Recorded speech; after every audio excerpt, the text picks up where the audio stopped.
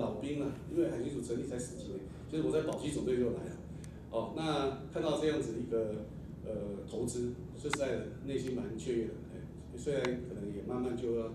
交棒给年轻人，我现在应该也不会回到船上去。可是我既然做这个造船的工作，就再次的呼吁各位先进、各位前辈，把你们的看家本领拿出来。我就不相信我们台湾的造船会搞成这样子，我就不相信。我们希望造好船，然后让我们的这个海巡署真正把我们船开到全世界各地去看，大家来看麦比看麦的，那你怎么后哦，这是我最衷心的一个期待，也是坐一趟高铁来，马上又坐回去，真的是我奉派来哈，我想我就把我内心的激动跟各位前辈来报告。那希望大家我们的这个招标的相关的一个招商的一个部分都已经上网了，都上网了。那当然，我们今天本来其实我们的简报有20页，会变成2页，为什么？因为预算还没审，所以也希望大家给我们支持，让这个预算能够通过。明年第1期就编了25亿，包括设计跟开工的一些相关的款项。好，谢谢各位。好，谢谢我们组长精彩的介绍。有什么问题要跟那个造舰的计划？我想我们也会在我们的这个网站上把它连接起来，然后让大家都知道。这边也跟各位做个报告。非常谢谢。刚才各位已经听到海巡署的一些建军的规划。那这个部分呢，我想我在这边把海军的一些建军规划跟各位做个报告，这是我所掌握到，而且这个也是海军缝核定的。目前有那个新型的2栖登陆舰的建造案。那这个部分因为今年在开标，但是因为他们编列的预算不够，没有到位，那现在海军已经重新拿回去重新这个检讨，那就跟国防部重新去争取预算。那如果说顺利的话，应该是在今年的年底之前会开标，这个是计划性的。然后第二个是这个沱江舰的后续舰有3艘，那这个部分呢是在计划已经核定，是明年要执行。然后还有就是那个巡防舰，师兄馆这个巡防舰的合约设计，然后还有就是那个扫布雷艇的这个建造案也是在明年。那海军在明年有大概这样子几个案子。那后续的一些案子呢，我想我这边因为他们那边海军的人没有来，我这边就不便带海军来做说明。但是我知道明年的案子有这几个案子。那我们这边也会尽量的跟那个海军呢来做一个这个协调，就是希望说他把他们已经缝核定的这个造舰计划提供给我们，然后并着这个海巡署的这个刚才跟各位做报告的这个造舰计划，我们会把它公布在我们的那个海事展的网站上面，那大家也可以从这上面去掌握到这方面的一些资讯。好，以上是针对这个明年度公务部门的一些造舰需求跟各位做个报告。那现在呢，就是这边因为我们海事展明年要这个开始筹办了，那在这之前呢，我把一些状况，目前的一些状况也跟各位厂商代表们做个说明。我也希望说，各位厂商代表能够支持产业的发展，然后共同配合我们一起来向政府来向这个公务部门做一些建议，甚至上提供国内的那个老百姓了解到我们产业的能量。我之所以会这样讲呢，最主要是因为最近大家都非常知道的一个很热门的一个案子，就是庆富的那个猎雷舰案。这个案子说实话不是我们造船产业所乐见的，以往没有这样子的一个案例过。以往公务部门不管是在任何的这个采购上面，或是工程需求上面的个案上面，对不起，从来没有发生这样子的事情。这个事情是我们从产业来看，这基本上应该是庆富公司自己的经营理念的问题。你的资本额不够这么多，但是你要玩这么大的一个庞大的一个事业的话，你会推不动，那这样子造成稍微过度的一个杠杆失衡的一个现象。但是这个部分呢，应该是由庆富自己去处理，但是他的这个处理的方式，我觉得比较不负责任，就是把它丢给政府，丢给全民来买单。我觉得这样是不对的。这对于我们产业来说，我想我们在座的所有的这个产业朋友，我们应该也不会做这样的事情，而且我从来也没有听过，也看过这样子的一个案例。那这个说实话是非常不好的一个事情，但是也造成了国内的一些对于产业的一些能量的一些误解。尤其我现在最近常常也看到这个媒体或是最多的是在那个电子的那个平台上面，很多透过这个网络来发表的一些讯息，都是对于产业提出负面的一些看法，认为我们国内的造船产业根本没有这个能力，根本没有这个条件来执行所谓的这个国建国造的任务，甚至说这是个钱坑，甚至有一些名嘴也有这样保持这样的一个论述。我觉得这对于我们来说是个非常严重的伤害，我不能说打击哦，是伤害，因为不能这个因为个案来影响到全体我们这么多年辛辛苦苦努力的成果。尤其是去年的海事展非常的成功的举办了之后，国建国造的这个政策对于政府的心态而言都已经普遍的认知，这是一个可以执行的事情。当然前几天总统也在他的那个脸书上面有发表说，他就会继续推动国建国造的这个政策。可是毕竟政策跟执行是两方面的，因为现在执行是由国防部，甚至说由行政院、由海军署等等单位来执行。那对于那些执行这些建案的这些公务人员而言，他们的压力会非常的大，因为以前这个没有这样的事情，那现在碰到这样的事情，那他们未来要如何去推动建案，我想对他们心里面会有个阴影。尤其个人，这是我个人的一个看法，不列做记录。前几个礼拜，行政院对于这个案子的这个调查报告出来了，那对于国防部也好，对于银行团也好，都有一些指责跟缺失的这个提出。那从我的角度来看，不管是国防部，不管是银行团，通通都没有错，因为他们是依法行政，他们是依据他们的这个作业办法来执行的。这个错不是在他们，错是错在于庆府本身，因为他的这个刚才前面讲他的这个操作杠杆的失衡，所以产生了这样的一个事情。那这些事情呢，行政院调查报告对于公务员、对于国防部也好，对于银行团也好，都是个非常大的打击。所以现在就造成了一些比较负面的一个状态出来了。就好比今天原来海军要开标的一个这个海军陆战队要开标的这个突击艇的这个采购案，现在就暂停了。那后续我的了解是，一些大型的这个就是这个10亿元以上的这个巨额采购的购案，现在在这个行政院调查报告这个指出国防部这5大缺失还没有解决的前提之前，所有的这个巨额采购的购案都是暂停的。我觉得这样是不对的，我们不能够因噎废食，继续该走的路还是要继续走。所以我在这边跟各位这个产业朋友们，我也希望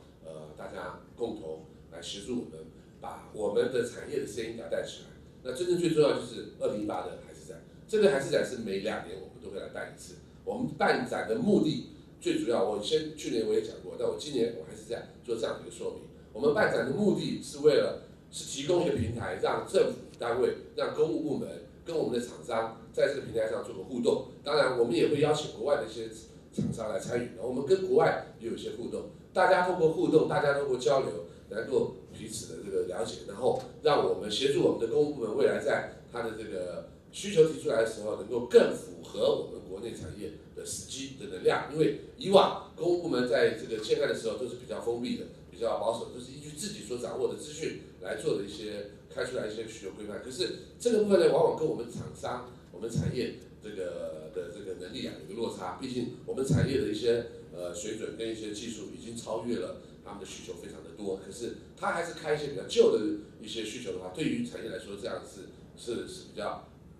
不是个正确的一个方法，而且对于这个工厂的使用也不是个非常正确。它应该是结合到我们国内产业的技术，然后以及我们的这个装备的这个供应的能量，来整个把所有的这个公务部门船舶的这个需求建置在国内上面。那我想这个是我们所有产业朋友所乐见的。所以呢，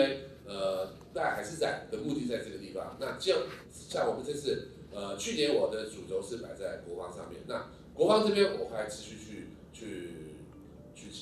去带着这些媒体朋友，然后还在继续做一些宣传，因为国防毕竟是一个蛮重要的事情，尤其现在国建国造的这个任务持续在推动，我们也不希望因为轻浮案就有了一个断售。那这个部分我们会持续来 push 国防产业的一个向前走，然后也希望把国内的国防产业给带起来。那另外一个主轴，另外一个重点就是离岸风发电这一块。去年我们在这边，说实话，我的琢磨并不多，但是经过去年的这个海事展的这个办展，然后我也跟国内的一些这个离岸风的一些风机的一些厂商有了一些互动。那我想，我们这次我也会把重点摆在这个地方，安排我会协助这个邀请一些媒体朋友，然后跟媒体朋友做一些互动，然后安排一些媒体朋友到这些厂商那边去了解到一下我们国内对于离岸风力发电这一块的时机跟能量。毕竟这一块也是我们政府现在在大力推动的一个的新的能源政策。那这里面有包括了海洋工程，包括了有这个风机的安装，但是这些东西都跟我造船产业有息息相关，因为都是属于机械结构方面的一些问题。我想这个部分呢，目前我的了解，中钢跟台船分别在离岸风这边都有分配两个不同的领域，一个是水面上的，一个是水面下的。那中钢是负责水面上的一些工程，那台船是负责水面下的一些工程。那国内也有相关的一些厂商，我们有在这方面，我们是希望说这一块大饼，据我了解，政府在推动这块的，好像先安装一些风机，好像是测试的风机，好像是35只还是多少只，但是7000亿。那这个大饼呢，我们也希望说能够在国内生根，因为我们国内在执行的这个离岸风，我们的希望是说，国内在执行离岸风工程的建设之后，我们能够也相对的把我们在这方面的技术做个提升，不管是在风机也好，不管是在这个基座，或是说在发电机组，或是在这个整个风车上面这个技术上面，我们都有我们建立自己的能量，透过国家的这个经济政策的这个发展来跟产业做结合，进而我们来做外销。我觉得这是可以去思考的。但我们也要把这样子的能量给它展现在我们的海事展，透过海事展，然后把它展现出来。所以非常希望恳请各位的朋友一起支持我们把我们的产业的声音把它带起来。然后我们希望说把我们海事展每2年都持续的把它带下去，而且我们这边也跟高雄市政府做了一个沟通，未来会由高雄市政府这边持续给予我们指导，然后我们协助我们在高雄把我们的海事展变成一个高雄的代表性的一个展览。那未来这个部分让造船产业跟我们高雄市的城市发展做一个深度的结合，把高雄真正成为海洋之都。我想各位都常年生活在高雄，认为高雄应该不止它的发展应该不止如此而已，因为它有非常好的条件。那我们也希望说我们的产业的力量能够整合，然后通过海事展，然后把展现在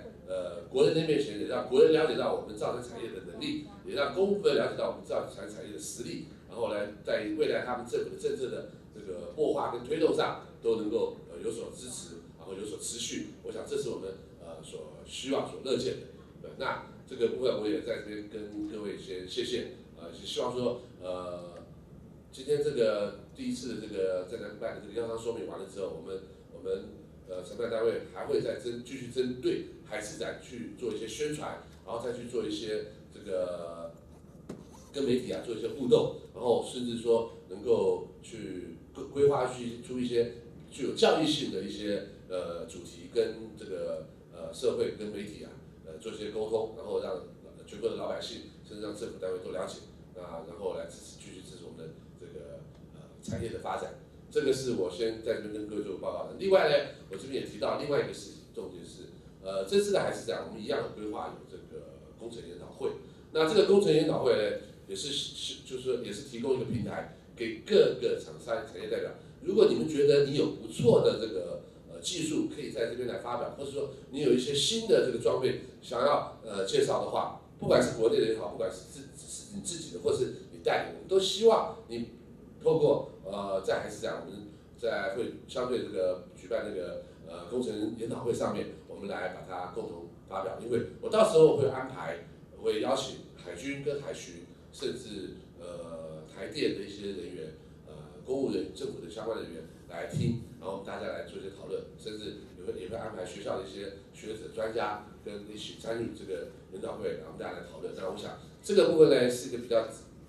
直接跟产业、跟资深公部门做个对口的一个平台。我也希望说，各个产业朋友能够多加利用这样的一个机会，让我们能够跟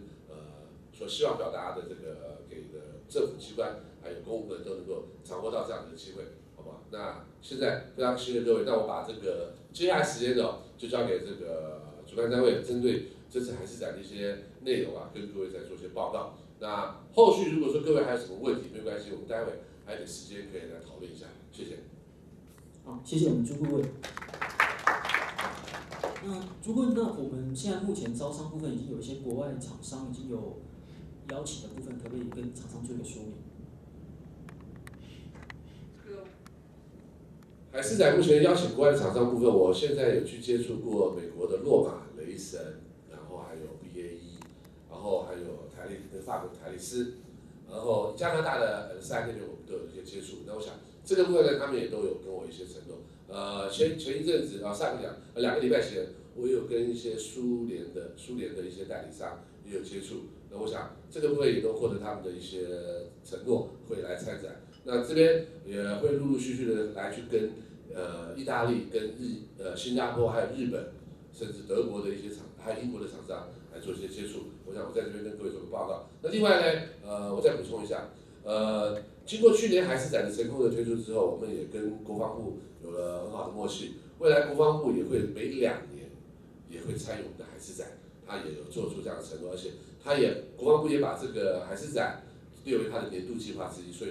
他们已经编列预算。那所以说，我们的国防部基本上对于这个政府的政策支持国防产业政策支持上面，他们也是不遗余力来走。像现在就是说，他们1年会参与航太展，今年的9月在台北参与了航太展，明年会参与我们的海事展，后年航太展，然后大后年就是海事展。他每年都会透过这个航太展跟海事展来参与这个我们国内的这些国防产业。我想，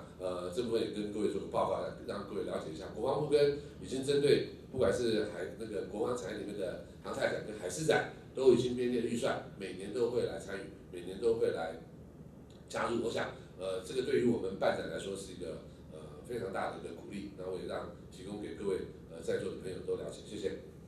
好，谢谢朱顾问。那很荣幸能够代表主办单位招船工会，还有执行单位理性设计，现在来为大家做一个整个海事展的一个设施规划、标准摊位跟报名流程的一个报告。那我先自我介绍一下，我姓夏，夏天的夏，那名字是志邦，那大家可以叫我阿邦就好了。那接下来介绍之前，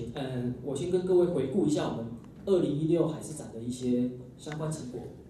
那我们2016的海事展啊，总摊位数总共是711，专业参展是1200人，总参观人数到达26000多人。那参展国家有10个国家。那这个资料在各位手上的报名资料的2016成果报告里都有详细的数据，各位可以参阅。那在海事展的办理开幕的时候，我们的活动有邀请到高雄市副市长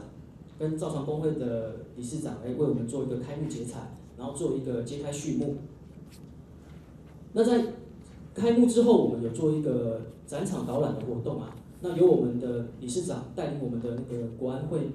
副秘书长，还有国防部部长的展场的巡礼。那会中我们有分别参观有台电、